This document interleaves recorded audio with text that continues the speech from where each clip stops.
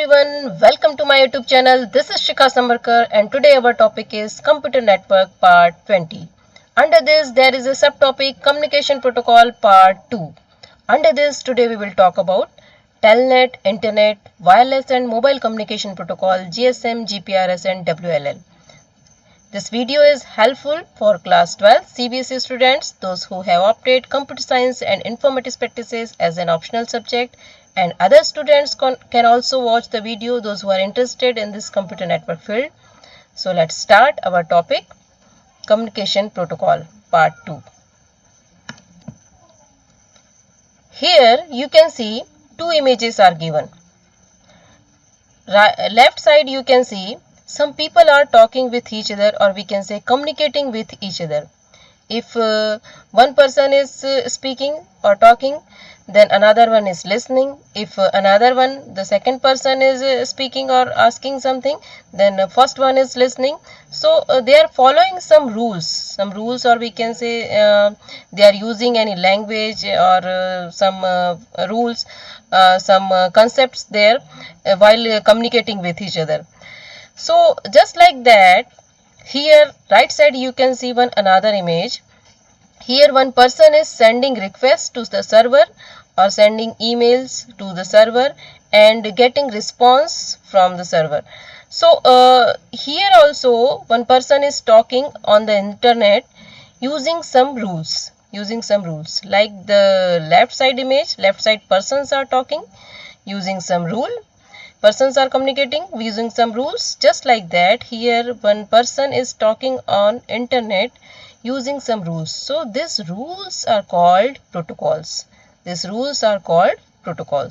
Here we can say protocol means the rules that are applicable for a network. Here you can see one more image. 7 layers are here. 7 layers are of OSI model. So I have discussed about this in my previous videos. You can watch that videos. 7 layers are here, and TCP it is also a protocol. It works at transport layer. IP works at network layer. Just like that, some other protocols, FTP, HTTP, SMTP, all this works at application layer. Here today we are going to discuss about Telnet. Telnet works at application layer. The 7 layer, topmost layers, application layer. Our Telnet will work at application layer. So this OSI model, it's nothing. It's just like a structure, or we can say it's a reference model that describes how information from a software application in one computer moves through a physical medium to the software application in another computer. So in general we can say how the information or messages are transferred from one PC to another. So for that, this is the reference model is given for that. So this OSI model consists of 7 layers, and each layer performs a particular network function. And this protocol is a formal description of message formats and the rules that 2 or more machines must follow to exchange those messages.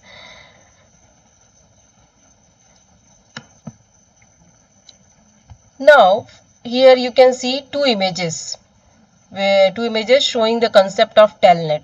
Telnet, it's a protocol and it works at network layer of OSI model, as we have seen in the previous slide. Open system interconnection is it's just a structure, and this Telnet works at application layer of that OSI model.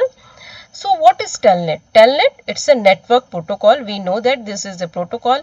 Here left side image you can see one image is there with one person's mobile has some image of the desktop or laptop PC.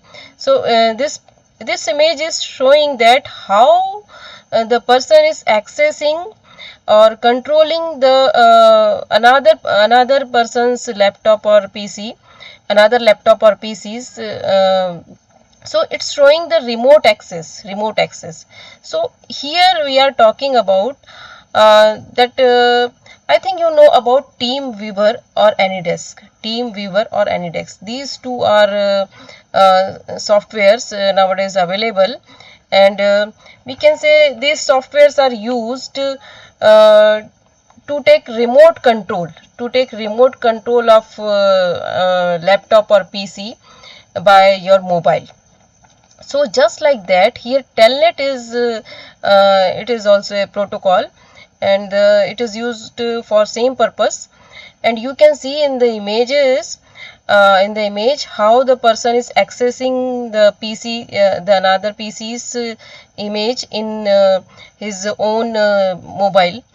So like that, here telnet and SSH, left side you can see telnet and SSH. SSH is secure shell, and telnet and SSH are network protocols which is used to communicate with remote devices.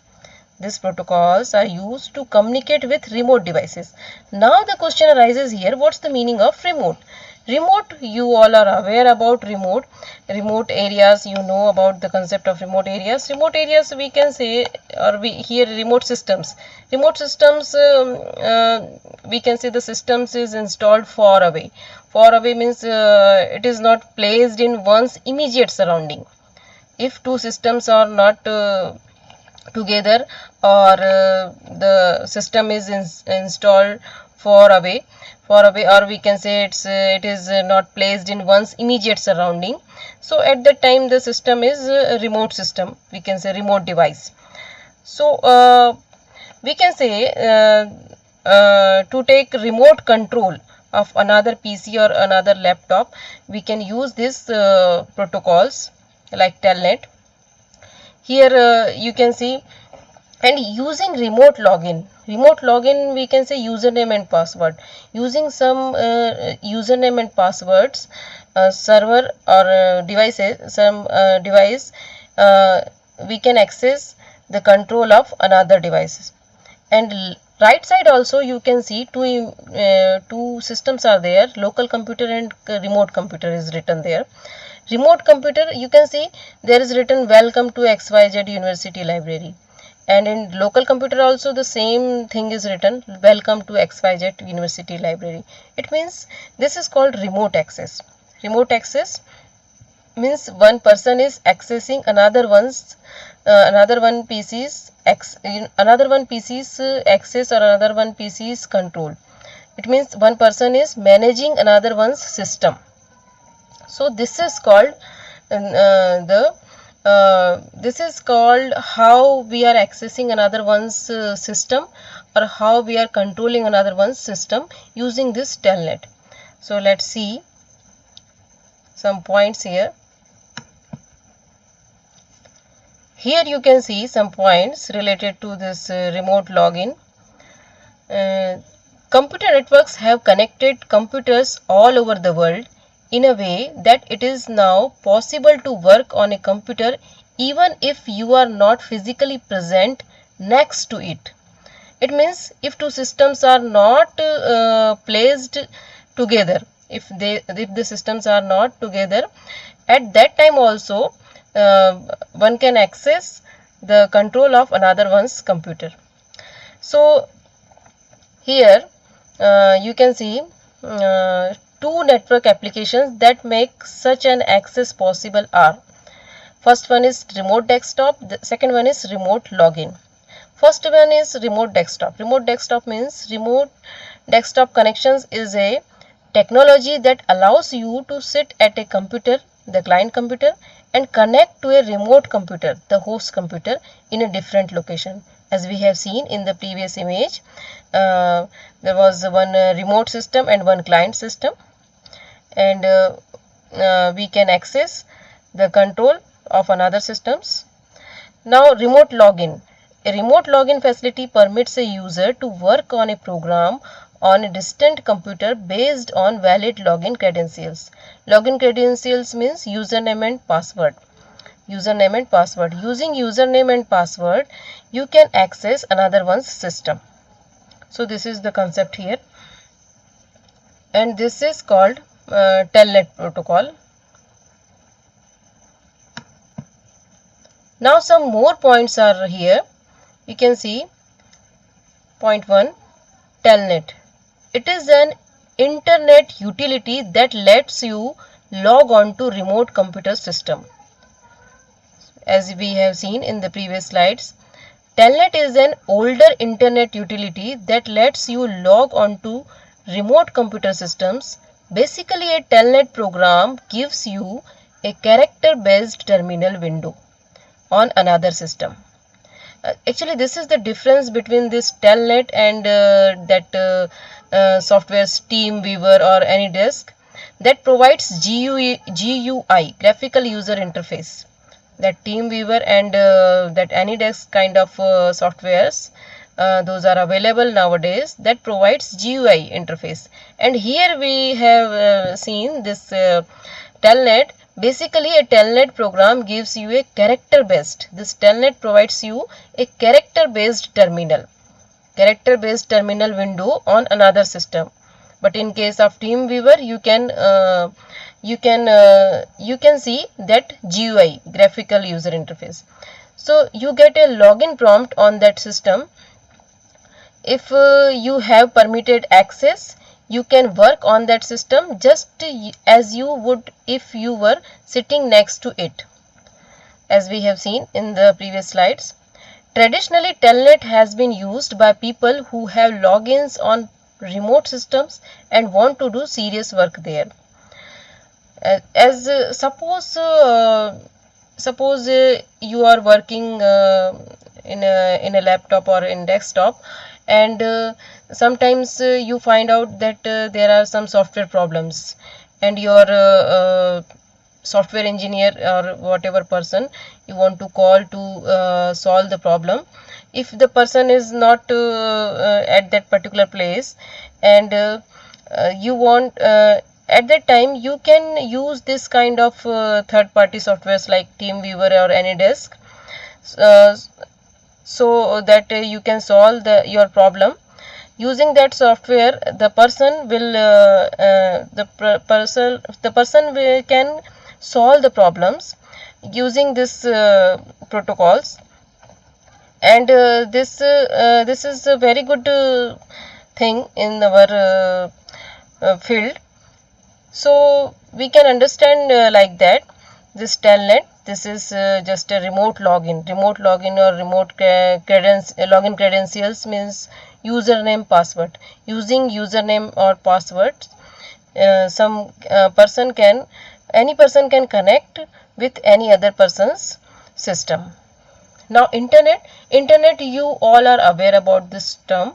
I have discussed about it in my previous videos. You can watch that videos. Internet, it's nothing but it's a network of networks. Here our next term is wireless and mobile communication. The first is wireless communication. You all are aware about this term wireless. I have discussed about this in my previous videos. Wireless communication, it is simply data communication without the use of landlines. This may involve cellular telephone, two-way radio, fixed wireless, laser or satellite communications. Here the computing device is continuously connected to the base network. And mobile computing, it means that the computing device is not continuously connected to the base or central network. Mobile or untethered computing means that the computing device is not continuously connected to the base or central network. Mobile devices include PDAs, laptop computers, and many of today's cell phones, smartphones, we can say. These products may communicate with the base location with or without a wireless connection. So we all are aware about these things, wireless communication and mobile computers. I think we know that that wireless systems. Let's see in the next slide that wireless device. Here you can see the wireless phone, wireless devices. Here one more image is given. You can see how the receiver is receiving the signals. One person is there using mobile and receiving signals from satellites and from ground station. So this is the concept. You know all about this. Here you can see two images. These images are showing the SIM card. You all are aware about this subscriber identification module. The full form is this. And in the first image you can see micro, mini and nano SIMs are there. You all are aware about this. And GSM and GPRS concept is here we are going to discuss now. GSM and GPRS. Let's see.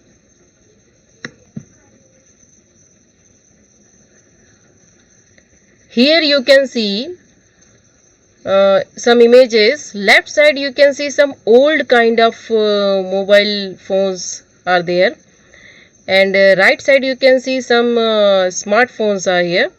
So left side mobile phones, generally these phones are used to call, voice call or for messaging.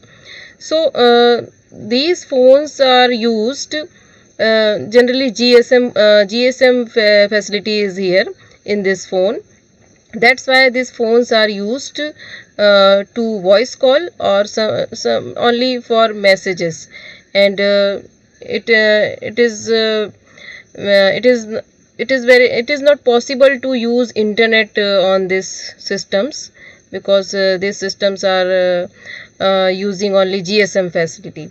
And right side you can see smartphones are given, and these smartphones, you all are aware about this, that smartphones are used not only for voice call but for video call also.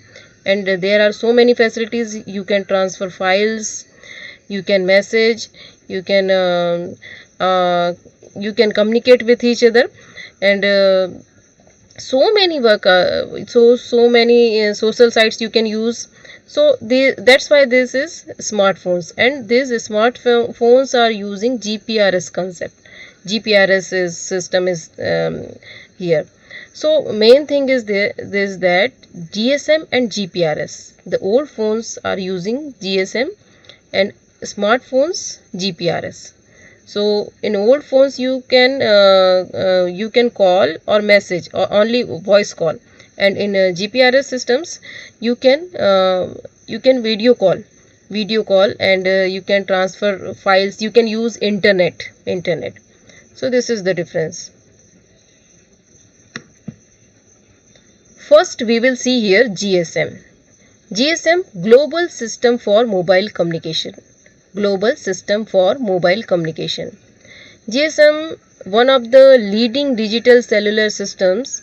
The GSM standard for digital cell phones was established in Europe in the mid 1980s. GSM has now become the international standard in Europe, Australia, and much of Asia and Africa. In these covered areas, cell phone users can buy one phone that will work anywhere where the standard is supported. To connect to the specific service providers in these different countries, GSM users simply switch SIM cards. SIM, as you know, subscriber identification module cards, are small removable discs that slip in and out of GSM cell phones. They store all the connection data and identification numbers we need to access a particular wireless service provider. So this is GSM. You can see here one image, global system for mobile GSM, how the recipient is receiving the messages.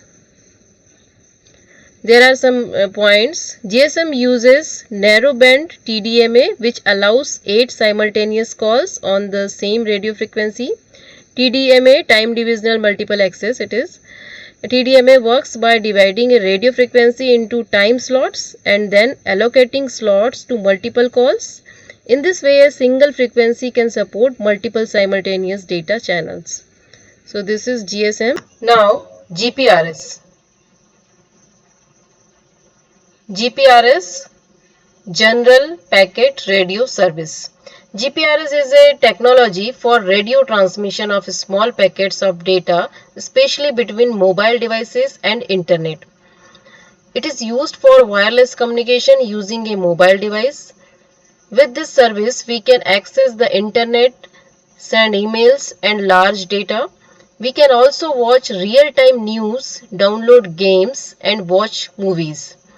The information is split into smaller units of packets and sent through the network and is reassembled at the receiving end. GPRS provides a high-speed data transfer. Here GSM and GPRS. GSM used circuit switching technique and here GPRS used packet switching technique. So these two techniques I have included these topics in my previous videos. You can watch. GSM circuit switching, GPRS packet switching.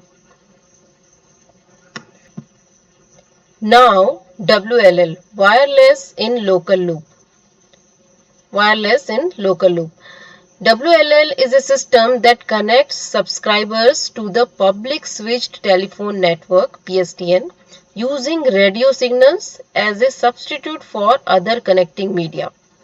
In WLL services, the telephone provided is expected to be as good as wired phone.